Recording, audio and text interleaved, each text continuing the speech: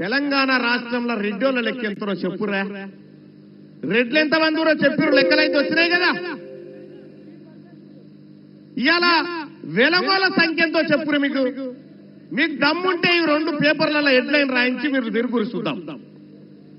ఇవి చెప్పరిగా, ఇవి చెప్పరు. ఓసీలట 20% ఉన్నారని రాసుకుంటా ఉన్నారు పాపం. ఇలా లెక్క తెలంగాణ రాష్ట్రంలో ఉన్న వెలుమోలు ఎంతమంది అంటే గట్టిగా 1,00,000 లేరు. ఇలా బీసీల మీటింగ్ కోసం వరంగల్ రోడ్డు మీదకి ఎక్కిన 1,00,000 మంది అంతమంది కూడా లేరు. మొత్తం ఎవరు వెలమల జనాభా.